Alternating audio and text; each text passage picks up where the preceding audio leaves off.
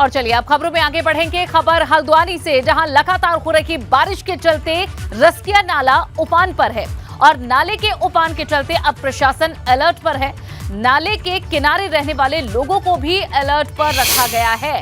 वहीं घर में ही रहने की प्रशासन की तरफ से हिदायत दी गई है। ये तस्वीर आप देखिए कि नाला उफान पर है, ऐसे में आसपास के लोगों के लिए खतरा ना बढ़े, ऐसे में प्रशासन की तरफ से अलर्ट जारी किया गया है। लोगों को सतर्क रहने की जानकारी दी गई है। उनसे कहा गया है कि घर के अंदर ही रहें। नाले के उफान के चलते प्रशासन अलर्ट पर है। तस्वीर हल्द्वानी से है, जहां रसकिया नाला उफान पर है और अंकित शाह हमारे संवाददाता जुड़े हैं। अंकित, क्या ऐसा पहले भी हो चुका है या फिर ये पहली मर्तबा है जब ये रसकिया नाला इस तरह उफान पर है?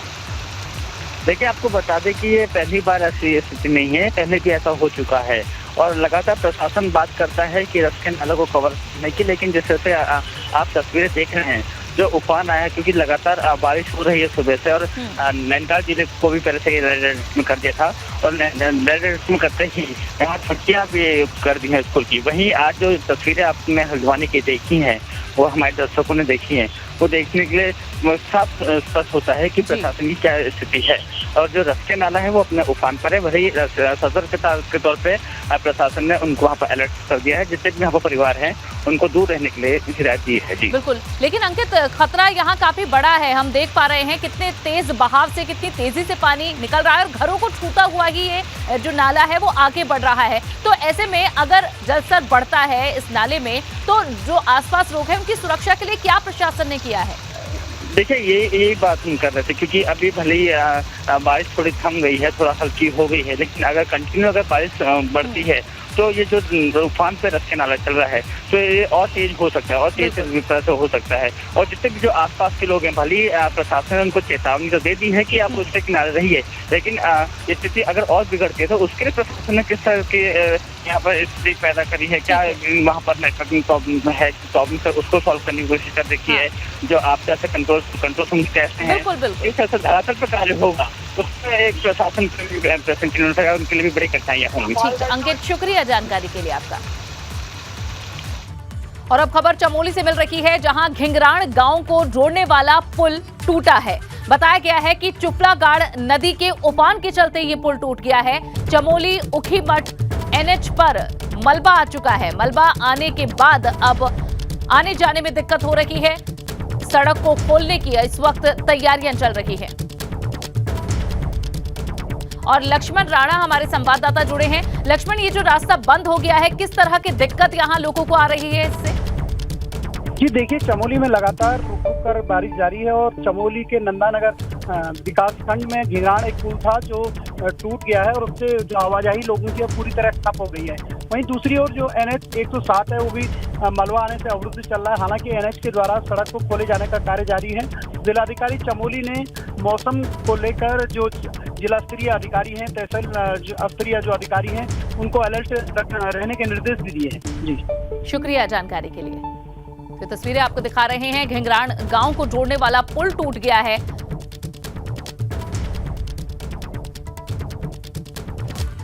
सपा और अखिलेश यादव ने, चाचा शिवपाल यादव ने एक बार फिर से इन पर सीधा हमला बोला है। समाजवादी पार्टी और अखिलेश यादव को लेकर शिवपाल यादव का एक बार फिर से बयान सामने आया है। उन्होंने कहा है कि मैं सपा की सदस्यता पर चुनाव लड़ा था, फिर भी मुझे किसी मीटिंग में बुलाया नहीं जाता।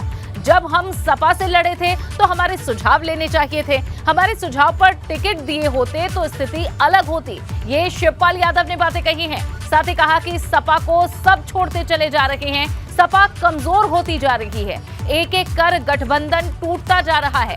मैंने सपा को बनाने में नेताजी का हमेशा साथ दिया, लेकिन सपा में अब कोई नहीं पूछता तो जाना भी ठीक नहीं है। शिवपाल यादव ने राष्ट्रपति चुनाव को लेकर कहा कि राष्ट्रपति चुनाव के मुद्दे पर उन्होंने कहा कि हम वोट जहां करेंगे वो ही राष्ट्रपति बनेगा। शिवपाल जी, बहुत बहुत आपका स्वागत है हमारे साथ। ये बताएं सर कि कल आप लोग पहुंचे थे मुख्यमंत्री आवास पर, द्रौपदी मुर्मू जी राष्ट्रपति उम्मीदवार है, तो क्या माने आपका समर्थन उनको है?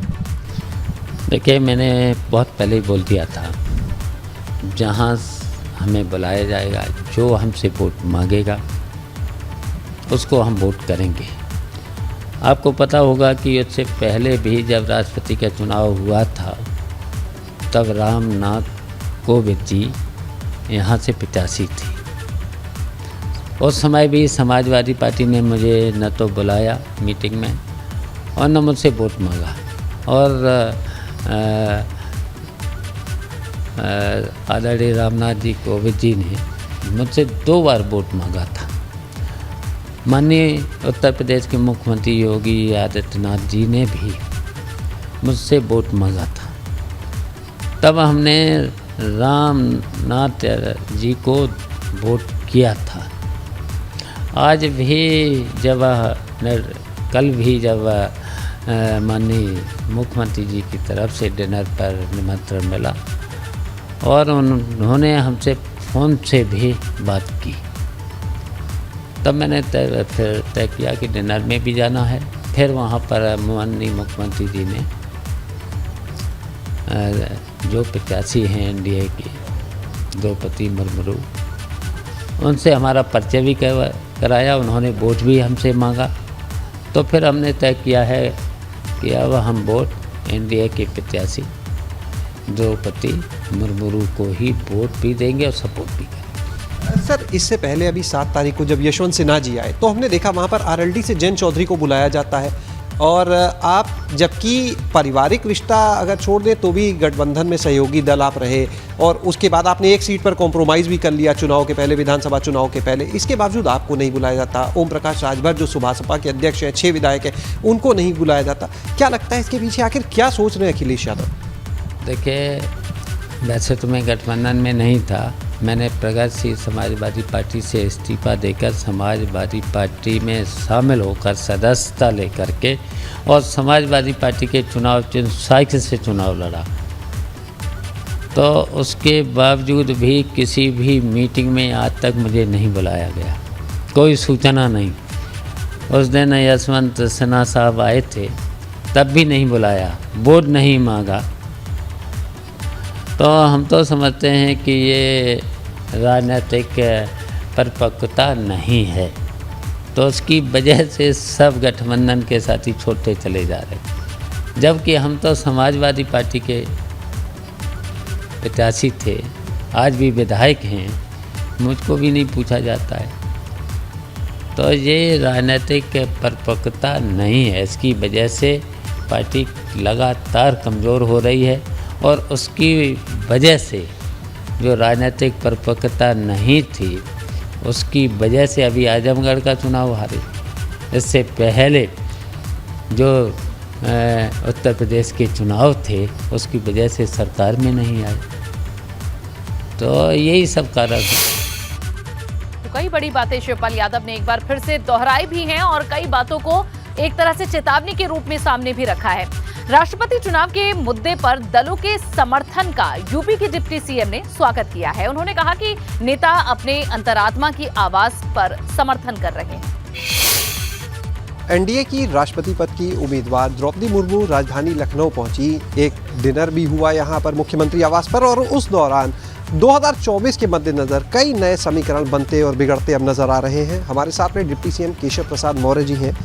सर, लखनऊ में डिनर हुआ, द्रौपदी मुर्मू जी आई, लेकिन जो मुख्यमंत्री आवास पर डिनर था, एनडीए के जो सहयोगी दल है उनके अलावा भी नेता दिखे, ओम प्रकाश राजभर, शिवपाल यादव, राजा भैया, सब दिखे। देखिए, भारतीय जनता पार्टी गठबंधन की जो प्रत्याशी हैं वह सर्वप्रिय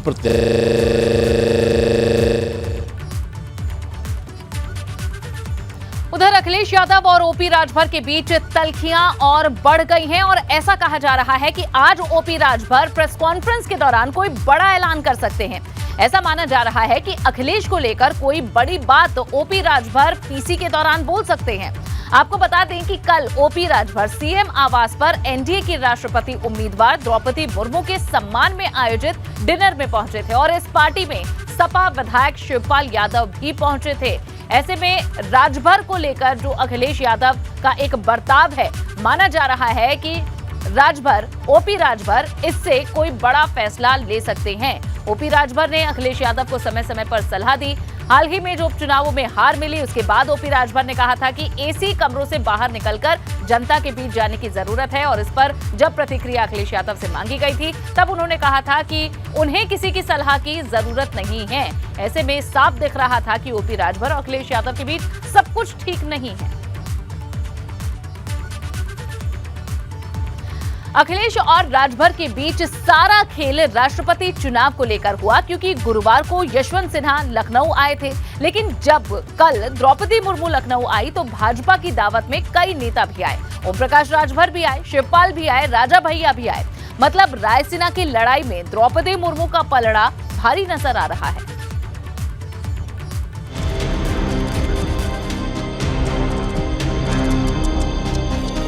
राष्ट्रपति चुनाव की लड़ाई यूपी आई। यशवंत सिन्हा के बाद द्रौपदी मुर्मू का दौरा, यूपी की एक एक सीट का ब्यौरा।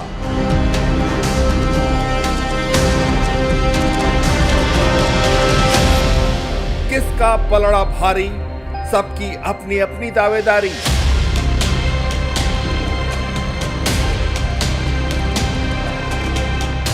जैसे जैसे राष्ट्रपति चुनाव की तारीख नजदीक आ रही है, सियासी गर्मी तेज होती जा रही है, क्योंकि राष्ट्रपति पद के दोनों उम्मीदवारों ने यूपी में डेरा डाल दिया है। इसका अंदाजा इन दो तस्वीरों से लगा सकते हैं, क्योंकि एक तस्वीर में द्रौपदी मुर्मू के साथ सीएम योगी हैं, तो दूसरी तस्वीर में यशवंत सिन्हा के साथ अखिलेश यादव। एक तरफ यशवंत सिन्हा ने सपा और सहयोगी रालोद की बैठक में विधायकों से समर्थन मांगा, तो वहीं एनडीए की राष्ट्रपति पद की उम्मीदवार द्रौपदी मुर्मू ने भाजपा और उसकी सहयोगी पार्टी से वोट देने की अपील की।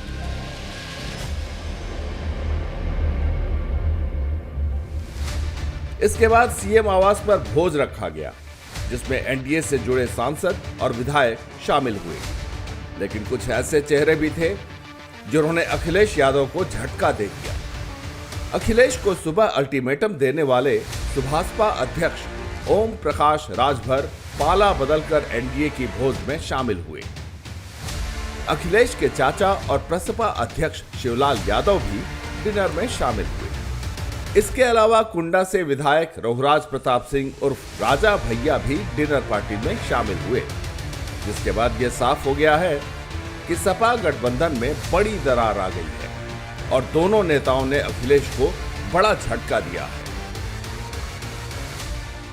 एनडीए की राष्ट्रपति पद की उम्मीदवार द्रौपदी मुर्मू आज लखनऊ पहुंची और अपने लिए समर्थन मांगा। मुख्यमंत्री आवास पर उनके सम्मान में डिनर का आयोजन किया गया और इस डिनर में शिवपाल यादव भी शामिल हुए, राजा भैया भी शामिल हुए और समाजवादी पार्टी गठबंधन के जो सबसे बड़े सहयोगी हैं ओम प्रकाश राजभर भी इस डिनर में पहुंचे।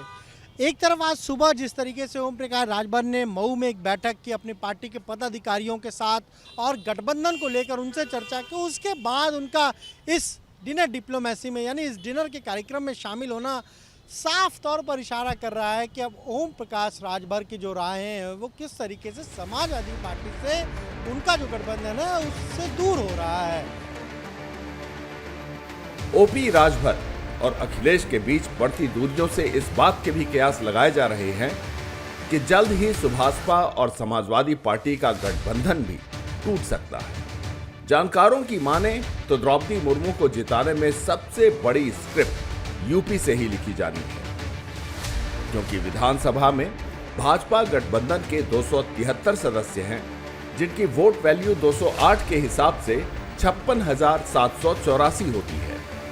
वहीं लोकसभा में भाजपा के 66 और राज्यसभा में 25 सांसद हैं, जिनकी वोट वैल्यू 700 के हिसाब से 63,700 होती है। मतलब यूपी में भाजपा के पास कुल 1,20,484 वोट है। यही वजह है कि भाजपा द्रौपदी मुर्मू की जीत का दावा कर रही है। हम सब प्रदेश के सभी जनप्रतिनिधिगण, माननीय सांसद, माननीय विधायक और आम जन, आम कार्यकर्ता पीड़ित वंचित समाज की अपनी बहन को देख करके बहुत आह्लादित है, बहुत प्रसन्न है। हम सब पलक पावड़े बिछाकर उनका स्वागत करने जा रहे हैं और उत्तर प्रदेश से प्रचंड बहुमत से जीत करके वो जाएंगी। मैं बहुत बहुत शुभकामनाएं देता हूँ। मेरे राष्ट्र की अस्मिता का सवाल, मैं प्रधानमंत्री को, मोदी जी को, अमित शाह जी को धन्यवाद दूंगा, भारतीय जनता पार्टी के राष्ट्रीय अध्यक्ष को, कि ऐसे व्यक्तित्व को चुना जो आदिवासी भी हैं, महिला भी हैं और एक सामान्य परिवार की हैं। अब तक किस घराने से लोग आते हैं, कैसे लोग रसूखदार आते थे, एक दिखाया और उन्होंने एक अवसर दिया, उसमें बधाई देता हूँ। निषाद पार्टी की तरफ से मेरे 11 विधायक हैं, उनके दरअसल द्रौपदी मुर्मू के जरिए भाजपा ने आदिवासी कार्ड खेला है। यही वजह है कि यूपी में मायावती से लेकर कई विपक्षी दल भी द्रौपदी मुर्मू के समर्थन में उतर आए हैं, क्योंकि विपक्ष का झंडा बुलंद करने वाली ममता बनर्जी भी कह चुकी हैं कि अगर उन्हें पता होता कि एनडीए द्रौपदी मुर्मू को उम्मीदवार बनाएगी तो वो भी समर्थन करेंगे।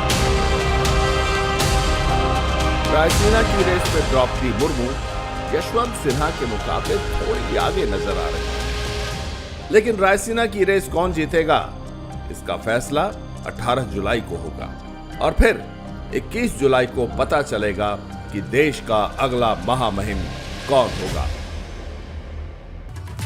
हमीरपुर के सरेल कस्बे में देर रात एक कच्चे मकान में आग लग गई। हालांकि अच्छी बात यह रही कि इसमें जान का कोई नुकसान नहीं हुआ। शोर सुनकर ग्रामीण मौके पर पहुंचे और आग पर किसी तरह काबू पाया। घटना से घर का सामान और 30 ट्रॉली से ज्यादा भूसा जलकर खाक हो गया। तस्वीरें आपको दिखा रहे हैं। जब आग लगी तो आप अंदाजा लगा सकते हैं कि कितना भयंकर ये मंजर रहा। लेकिन राहत की बात रही कि किसी व्यक्ति को कोई नुकसान नहीं हुआ, लेकिन सामान इसमें पूरी तरह जलकर खाक हो गया। घटना के दौरान घर का जो सामान था वो जल गया और साथ ही 30 ट्रॉली से ज्यादा का भूसा था वो भी जलकर खाक हो गया।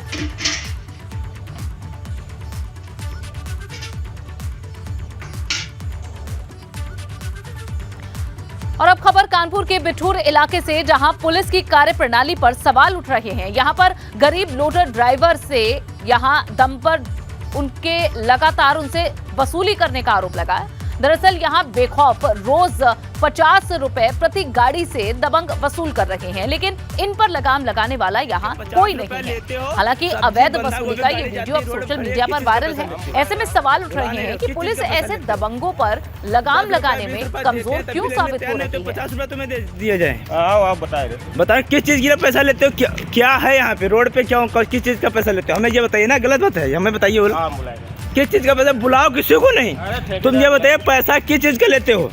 50 रुपए किस चीज का पैसा लिया जाता है यहाँ पे। 50 रसीद दिखाओ। किस तुम दिखाओ किस चीज रसीद दिखाओ ना। हमने लिए रसीद निकालो। क्यों 20 रुपए लिया नहीं? किसान बैठाए, किसान बैठाए। बताइए क्या लेके गए थे, बंधा लेके गए थे। और कितने रुपए लेते? 50 लेते नहीं, 20 दिया नहीं दिया?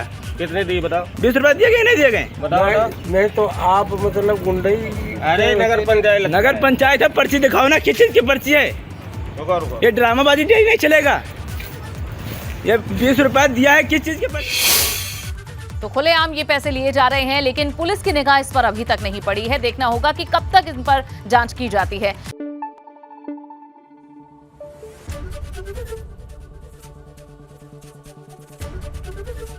एबीपी गंगा, खबर आपकी, जुबान आपकी।